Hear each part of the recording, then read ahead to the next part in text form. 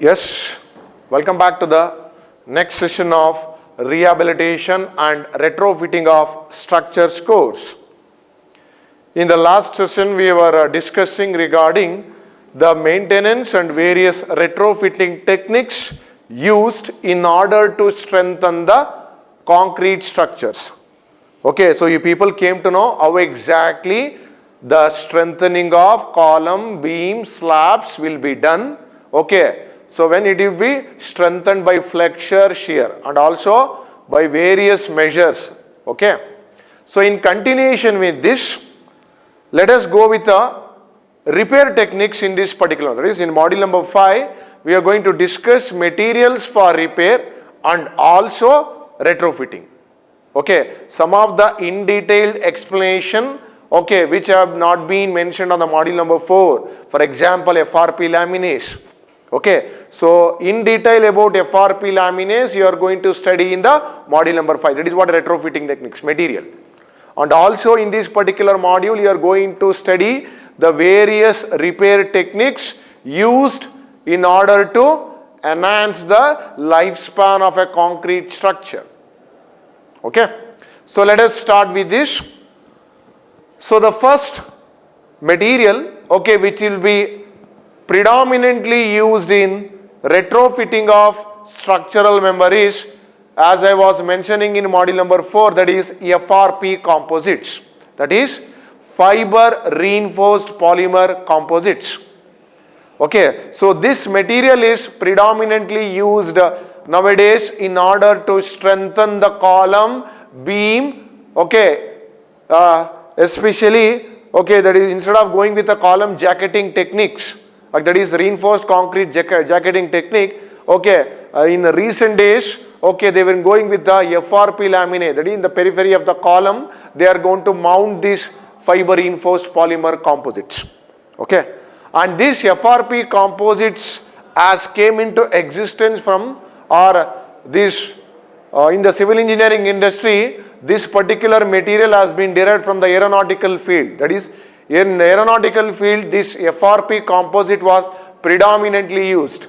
Later on, okay, after the advancement, okay, this particular material, okay, they started to use in the civil engineering industries also, or in the construction purpose also.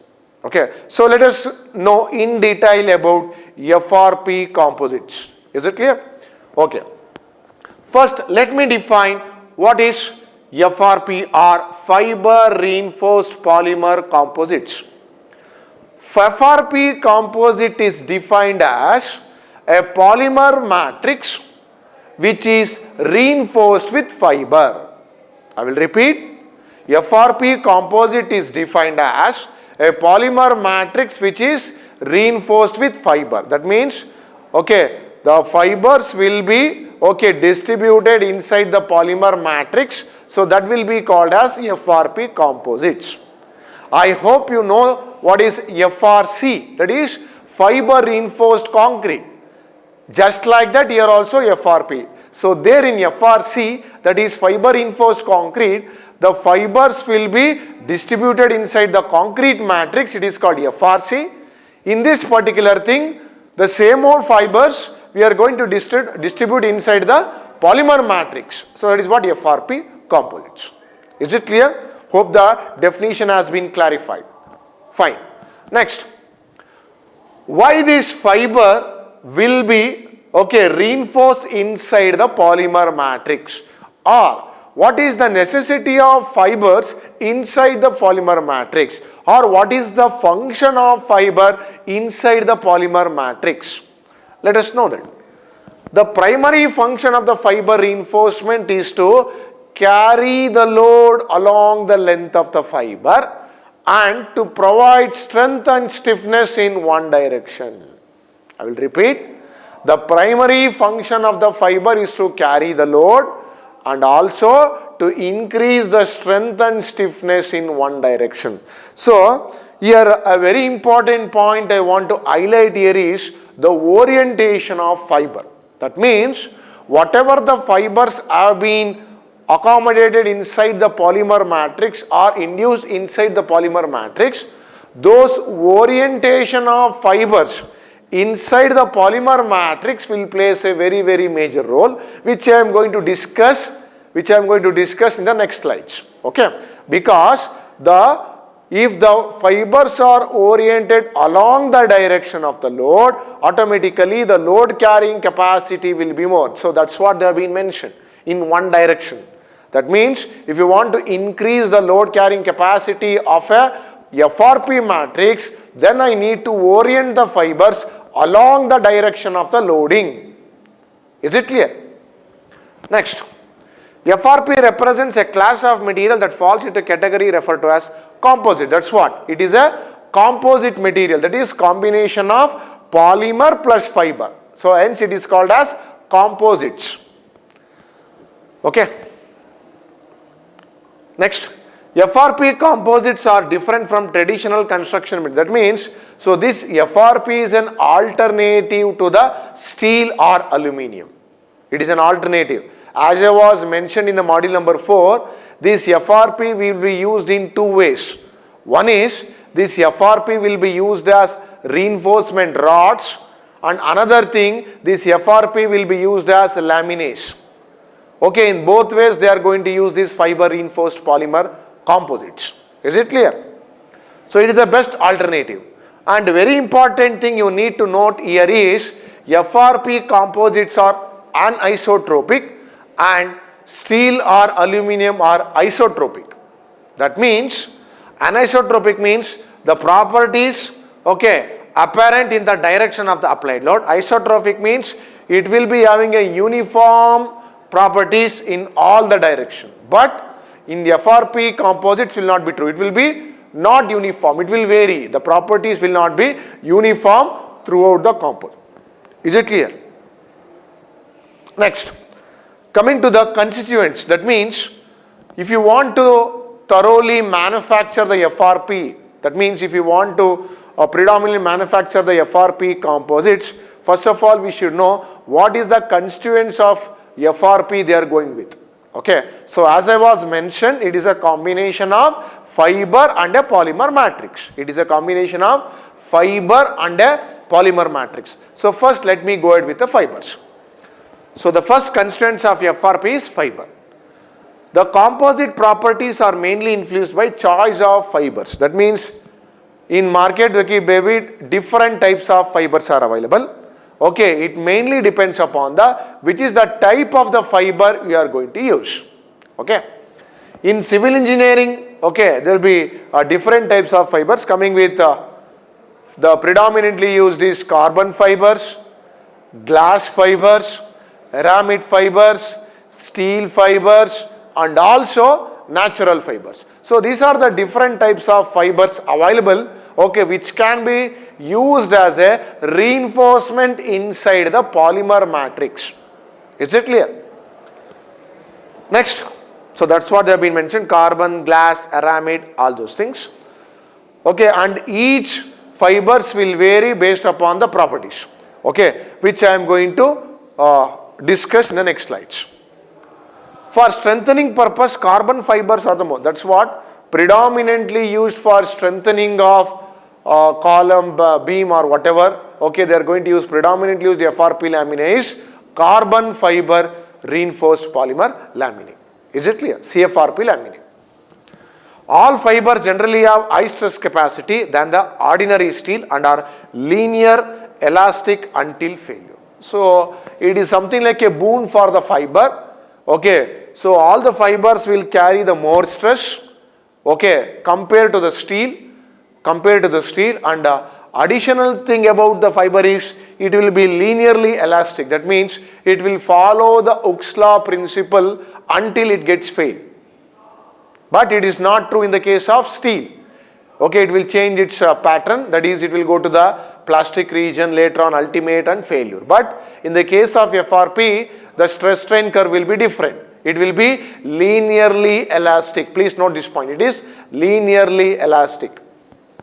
Next, the most important properties of that differs between the fiber type and the stiffness are stiffness and tensile strength. That's what in carbon fiber, steel fiber, aramid fiber, in all the different types of fiber, the variation will be tensile strain. Okay, that is the one thing, and stiffness. So these two properties will vary in the different types of fibers. Next.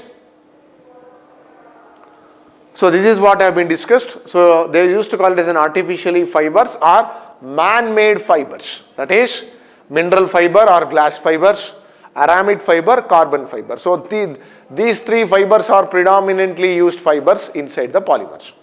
And the next is natural fibers. In the natural fibers, it is sisal fiber and jute fibers. Sometimes they are also going to use coconut fibers. So these are the different. So there will be certain drawbacks in the natural fibers which I am going to discuss in the next slides. So this is the stress strain graph which is showing how the stress strain curve or stress strain parameters for different types of material. Coming to the first one, you can see here the carbon is having a some stress strain curve up to the 2500 MPa, and later on high strength carbon, it has been our high strength carbon fiber has went up to 6000 MPa, and aramid fiber has went up to 3000 MPa, glass 2900, steel tendon it is just 1800, steel bar just 415, 500, 450. That means it is clearly indicating that the carbon fiber is predominantly having a more tensile strain capacity of 6000 MPa. It will carry up to 6000 MPa stress. Next is aramid fiber which will carry up to 3000. Next is the glass fiber which will be up to 2900, which is more compared to the steel reinforcement. Next, these are the different properties of fiber which I want to mention. As I was, you can see here, that is in the steel fiber the diameter will be 5 to 500 micron meter. 5 to 500 micron meter.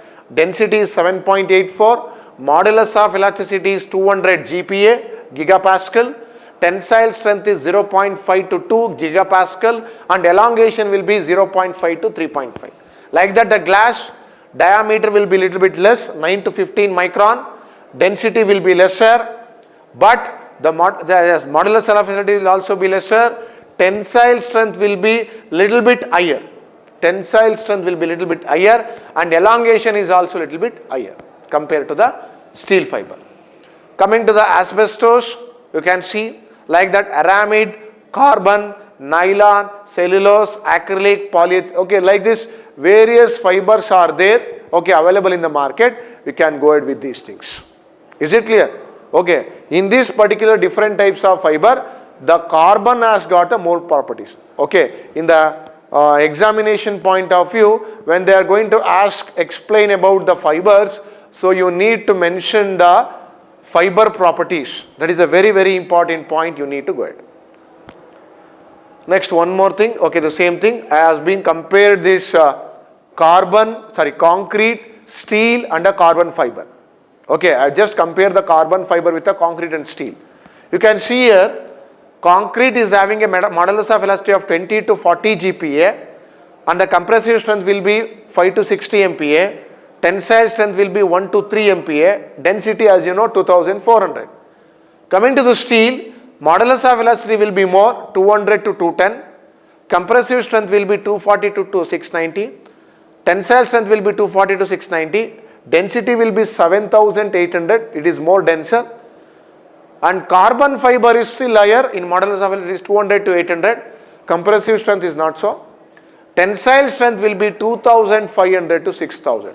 So this is the underlying point you need to know, which is more than the carbon fiber which will be used as a reinforcement inside the polymer matrix, having a modulus of elasticity, having a tensile strength, and elongation. All these properties are more compared to the concrete and the steel. Is it clear? So these are the different types of fibers you can see here. Short fibers, and these are the long fibers you can see. And after cutting this, you can see the short fibers. Still, if you are going to use if you are going to chop, it is called chop fibers. It is called woven fibers. So just like a, okay, while using a, okay, that means I can say reinforced mat. Okay, we are going to wove that, okay, or weave that fibers, okay, in order to create a woven fibers. Okay, so that is about the fibers. And a very important thing you need to know about the fiber is aspect ratio. This is one of the important property you need to keep in mind. Aspect ratio. Aspect ratio means length to the diameter of a fiber. So this length to the diameter of the fiber preferably should be between 75 to 100. So this you should keep in mind, because the entire fibers will play a role on aspect ratio.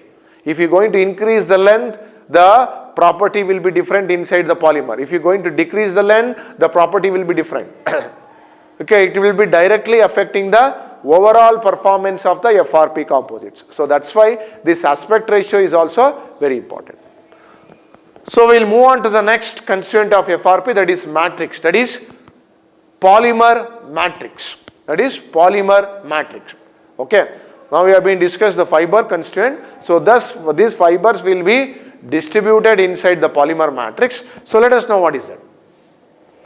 The matrix should transfer the force between the fiber. This is the function of a matrix.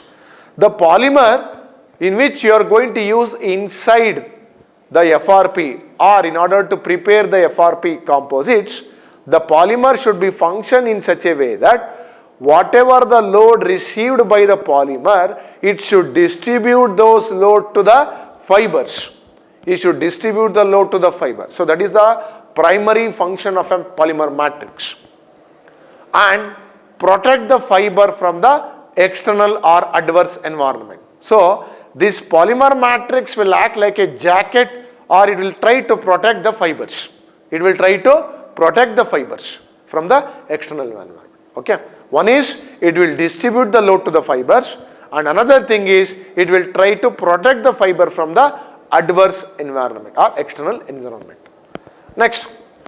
So in civil engineering, okay, we'll be having a two types of polymer matrix.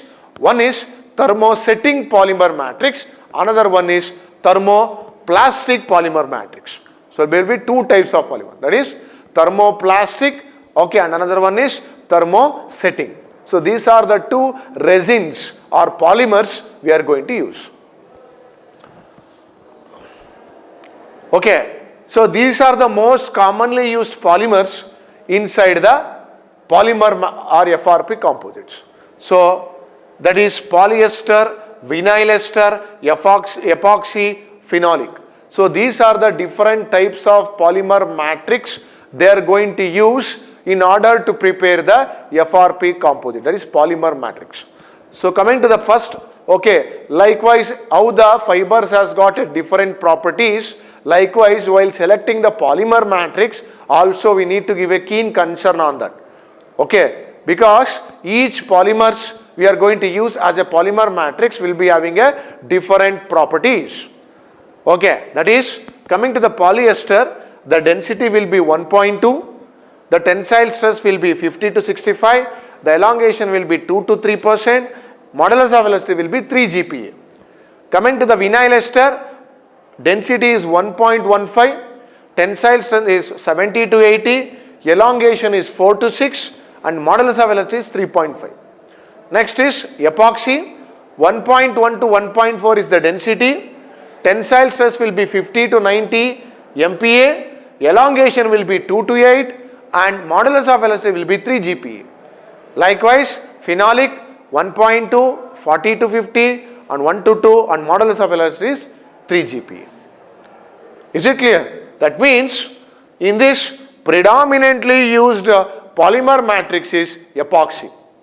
Predominantly used is epoxy. Okay, and sometimes is also polyester. So these are the two predominantly used polymer matrix in order to prepare the FRP laminates. So this is the production process of FRP. Okay, you can see how exactly they are going to. This is the product. Okay, as I was mentioning in the last session that how to produce a FRP, that is the various methods like hand layup technique, pultrusion technique, vacuum filament winding, vacuum molding technique, filament winding technique. The various methods are there to produce FRP. Okay, likewise, here also one of the method that is called diffusion. Okay, that is production of fiber tapes by encasing fiber between metal cover sheets by diffusion. So between the metal, okay, they are going to provide these fibers, okay, and they are going to stick to those metal. That is the one technique. Okay, and this is the technique they are going to use. You can see here, that is and layup technique. So this is the technique. So this is the preferably mold. Okay, and to this mold they are going to lay the fibers, okay, or FRP, and those FRP, okay, or they are going to first they are going to lay the polymer matrix. They are going to lay the polymer matrix, and later on the fibers will be distributed inside the polymer matrix, and later on those, okay, fiber and the polymer, okay, will be rolled, okay, in the throughout the length of the mold, okay, so that, okay, those fibers will be impregnated to the polymer matrix properly. So that's why it is called and layup. Okay, manually you are going to do this. Okay, and the next is pressure bag molding. Instead of going with and layup, same thing, I am going to use a pressure molding. That means inducing the pressure inside the mold in order to create in order to enhance or impregnate the fibers properly. Because if I think in and layup technique, some voids are properly, okay, it may not impregnate the fibers into the polymer. But in the case of pressure molding, you can impregnate the fibers, or you can remove the mold, remove the voids properly. Next, mass die molding. Okay, this is the one more thing. Okay, one more method, you can, okay, prepare the FRP laminate. And this is the was mentioning, that is called filament winding. You can see here, this is the, okay, tape, or okay, you can say of FRP. So this filament, this particular FRP will be, okay, winded to the mandrel. This is what a mandrel. Okay, to this mandrel I am going to wound this particular FRP, okay, tapes. Okay, so this is called filament winding technique. Okay. Okay, this is what the repetition, that is thermoset resins and thermoplastic. These are two types of polymer matrix. Okay, thermosetting and thermoplastic. You can see here, thermosetting will be liquid state at room temperature, thermoplastic will be solid at room temperature, and impregnated into reinforcing fibers prior to heating. Okay, and these are heated to liquid state and pressurized to impregnate the reinforcement. That means this thermoplastic requires heating initially, and thermosetting, okay, you can heat prior to that particular fibers. And chemical reaction occurs during heating or curing, okay, in the case of thermosetting. Okay, solid after heating and curing. Okay, next, this will be thermoplastic will be cooled under pressure, and this cannot be reversed or reformed in the case of thermoset. This can be reversed or reformed in the case of thermoplastic resins. So these are the two different things. Actually, what exactly is here is, okay, in the thermoset, the thermoplastic, the major difference is that is what I can say, to create a polymer, whatever the monomers I am going to use, so those monomers, how exactly they are going to bond. In one type, we are going to use a van der Waals force. As you people are studied in the chemistry, van der Waals forces. Another one is chemical bonding. Okay, chemical bonding is one thing, and another one is a van der Waals. Okay, you can see here in the thermosetting polymer, the monomers will be reacted with a chemical reaction. In the case of thermoplastic, it will be van der Waals forces. And this is what I was explaining yesterday, that is pultrusion technique. Okay, the fibers are put inside the resin bath, and later on it will be cured or dyed. Okay, and later on it will be cured in oven, and they are going to pull it with a force. That is called pultrusion technique or pultrusion techniques. Okay. So this is the multi-layer composites we are going to use. Okay, you can see here, one is unidirectional, another one is cross-piled quasi-isotropic. Okay, so so different multi-layer. That means if you are going to create a multi-layer FRP composite, how exactly it is going to function, that has been discussed. You can see each fiber will be oriented in the one direction. But in this particular case, okay, one will be in 0 degree, another one will be 90 degree, another one will be 45 degree. In the different direction, they are going to orient. Okay, so that's why it is called, one direction is called unidirectional, different direction is called quasi-isotropic. And this is the very important graph. You can see what will be the effect of fiber if you go into orient inside the fiber reinforced polymer compound. That means how you are going to induce the fiber inside the polymer matrix, the distribution or orientation of fiber will play a very important role. The distribution or orientation of fibers. Okay. How exactly these fibers will be distributed inside the polymer matrix, that is very important. You can see here, the 90 degree will be having a lesser tensile strength capacity. I can say if it is oriented in the 90, okay, it will be lesser strain capacity. If it is oriented in 60 degree, it has been increased slightly. If it is in 45 degree orientation, the tensile strength increased. If it is oriented in 30 degree, the angle has increased. That means what I am trying to say here is, if it is unidirectional, you can see here, if it is 0, that means if I am going to load the fibers along the direction of the load, if I am going to orient the fibers along the direction of the load, the tensile strength capacity of a fiber will be more compared to other angle. That means increase in angle will decrease the tensile strength of the fiber. Okay, that means if I am going to orient with respect to the direction of the load, automatically the tensile strength capacity of the fiber will also be decreased. Is it clear? So coming to this, okay, after knowing about the FRP, that is constraints of FRP, now if I am going to prepare those FRP laminates, okay, that is glass fiber FRP laminate, okay, CFRP laminate, like this, you can see here. So coming to the first one, glass fiber reinforced polymer, that is, glass fibers are basically made by mixing silica sand, limestone, folic acid and other minor ingredients, you know that. And this mix is heated until it melts at about 1260 degrees centigrade. That is, the sand, the mixture of silica sand, limestone, folic acid and other minor ingredients will be mixed and heated at 1260 degrees centigrade. The molten glass is then allowed to flow through the fine holes in the platinum plate. The glass strands are cooled and gathered and wound. Okay, like this they are going to prepare. The fibers are drawn to increase the directional strength, that's what. The fibers are then woven into various forms of use in composites. Okay. So glass is generally a good impact resistance fiber but weighs more than carbon. That means the density will be more. That is what the drawback of a glass. Glass fibers have an excellent characteristics equal to or better than the steel. So this is what a glass fiber. Okay. This first figure shows the chopped, okay, glass fiber and those glass fibers which will be woven. Okay. So this is what a woven glass fibers. So completely they are going to weave, okay, and they are going to create a, okay, like this mat. So this is what a mat.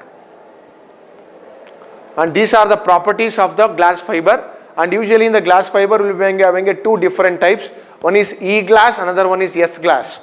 Okay, the density, tensile strength, okay, Young's modulus, all those things. Next, coming to the carbon fibers. Carbon fiber reinforced polymer, automatically as I have been told, carbon fiber reinforced polymer having a modulus of velocity 200 to 800 GPa. 200 to 800 GPa and the ultimate elongation is 0.3 to 2.5%. Okay, where the lower elongation corresponds to the higher stiffness and vice versa, like that. Carbon fiber do not absorb water and they are resistant to many chemical solutions. So that is the advantage in by using a CFRP lamp. They withstand fatigue excellently, do not stress, okay, corrode and do not show any creep or relaxation, okay, having lesser relaxation compared to low relaxation high tensile pre-stressing steel strands. That means it will performance in various ways will be better compared to steel or pre-stressing strands. Carbon fiber is electrically conductive and therefore might give galvanizing corrosion in direct contact with steel. Okay, this is what the carbon fiber you can see. So this carbon fiber they are going to impregnate with the polymer resin and they are going to prepare this CFRP laminate, that is carbon fiber reinforced. Okay, so as I stated, if you are going to orient the carbon fibers in the one direction, automatically the load carrying capacity will be more. Coming to the next, aramid. Aramid is the short form of aromatic polyamide. It is a polymer fiber. A well-known trademark of aramid Kevlar fibers. That is the market name is Kevlar fibers. Okay, but the other brands are Warren, Technora, SVM. So like this the market name are there. The model I of fibers are 70 to 200. Ultimate there is 1.5 to 5%. Aramid having a high fracture energy and therefore used for helmets and bulletproof garments. Okay, because of this high fracture energy they will be used in helmets. Okay, and also bulletproof jackets. Aramid fibers are sensitive to elevated temperatures, moisture and ultraviolet radiation and therefore not widely used in civil engineering application. Okay. Further, aramid fiber do not have problem with relaxation, stress, corrosion. Okay, and I think in aramid fibers they are not going to use predominantly in civil engineering field. Predominantly use this glass fibers, steel fibers, carbon fibers. So these are all the advantages. One is it can provide material stiffness, maximum material stiffness to density ratio, high fatigue endurance limits, absorb impact energies. Okay, material properties can be strengthened, corrosion potential is reduced, joints and fasteners are eliminated. Okay, so this is regarding your carbon fibers, steel fibers and aramid fibers. Apart from these man-made fibers or artificial fibers, okay, we can also use natural fibers. The natural fibers used are sisal fiber, bamboo fiber, coir fiber, jute fiber. So these are the predominantly used fiber inside the polymer matrix, okay, in order to prepare the FRP. Okay, these fibers are renewable, non-abrasive to process equipment and can be incinerated at the end of their life cycle. Okay, that means they can be burned, reburned.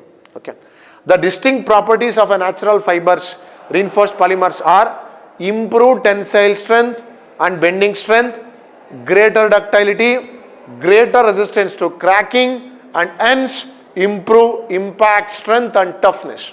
And hence improve impact strength and toughness. That means tensile strength property, toughness property, impact strength property, all these things will be good. Coming to the sisal fiber, these plants look like a giant pineapple, okay, and during harvest the leaves are cut as close to the ground as possible, okay. The soft tissue scraped from the fiber by hand or machine. So this is what the thing. So this is what the sisal fiber. You can see this is what the sisal. You can see it just grows like a pineapple, a bunch of pineapple. Okay. The use of 0.2% volume fraction of 25 mm sisal fiber leads to free plastic shrinkage reduction. That means we can reduce the plastic shrinkage. Sisal fibers condition. That means one drawback in the natural fiber is this fiber should be treated and it should be used. Why? Because the natural fiber doesn't have a good durability compared to the carbon, steel or aramid fiber. So this is the problem that will be faced by a natural fiber. Natural fibers will be good in tensile strength, good in impact energy absorption. The problem faced by the natural fiber is, okay, the durability. In durability wise, these fibers will not be good. So in order to enhance by durability, okay, they are going to treat the fibers and we need to use. That is, natural fibers should be treated in order to increase the lifespan or service life of the fibers. So likewise, in sisal fibers, this will be conditioned or treated with sodium hydroxide solution, okay, and they are going to use it. Okay. So this is what the diagram, and these are the properties. Specific gravity is 1370, water absorption is, okay, 110%, Tensile strength will be 347 to 378 MPa. Modulus of elasticity is 15. And available countries are India, East Africa, Bahamas, Antigua, Kenya, Tanzania. So these are the countries predominantly used. And advantages are, they are very well resistant to moisture, fibers having a good tensile resistance or tensile strength, they are well resistant to heat, sisal short fibers delay restrained plastic shrinkage. That means it is not allow the plastic shrinkage problem. So these are all the advantages. And this is the predominantly used natural fiber inside the polymer composites or in the concrete. So next is jute fiber. These fibers are extracted from the ribbon of the stem. Okay, you can see these are the jute. Okay, from this, okay, and predominantly this will be used in the case of a shops. Okay, these bags, okay, this will be woven, the jute bag. This jute bag will be used in the shops in order to, okay, what I can say, store the, okay, what I can say, the various dolls. Okay. When harvested plants are cut near the ground with a sickle sharp knife, the small fibers of 5 mm are obtained by successively retting in water, beating, stripping the fiber from the core and drying. So these are the various step-by-step process they are going to do in order to extract the jute fiber. To achieve better wettability of jute with resin, that is in order to impregnate with resin and to improve strength properties, fiber pre-treatment, that's what. Whatever the natural fiber you are going to use, it should be treated. Okay, pre-treatment is necessary. Simple pre-treatment is done with low condensated resins like melamine resins. Okay, so melamine resins will be used in order to pre-treat this particular fibers. Okay, and also CNSL modified. This is the predominantly used resin, or I can say pre-treating chemical, CNSL modified phenol or formaldehyde resins. Okay. Next is these are the figure. Okay. These are the properties of the fiber. Specific gravity is 1460 kg. Water absorption is 13%. Tensile strength is 400 to 800 MPa. Stiffness is 10 to 30. And available countries are once again India, Egypt, Guyana, Jamaica, Ghana. Advantages are it can withstand rotting very easily. It will not be, because it is having a higher tensile capacity, it cannot easily detach. The fibers can easily withstand heat. It has high tensile strength. Okay, the disadvantages are, due to its short fiber, the jute is weakest stem fiber than other fiber. It will be something weak. Jute fiber based composites involves reaction with acetic anhydride. It will react with acetic anhydride. These are biodegradable. So please note, this is a very important thing, biodegradable. Application, it will be used for packaging, that's what. It will be used for packaging, carpet backing, ropes, yarns. So its application apart from FRP, in other ways also it will be used. So this is regarding your FRP composites. So this FRP composites in civil engineering industry, we are predominantly using in strengthening of various concrete structures which have been discussed in the last session. So today you people came to know how exactly these FRP composites and its property will be done or manufactured. Okay, is it clear? Hope the concept has been clear. Okay, so this is the predominantly used. This is not a repair material. Please note this point. This is a strengthening material. This is a strengthening material which will be used to enhance the structural capacity of a column, beam and a slab. Is it clear? Is it clear? Okay, fine. So in the next session we will be discussing few more materials for repair or retrofitting. Thank you.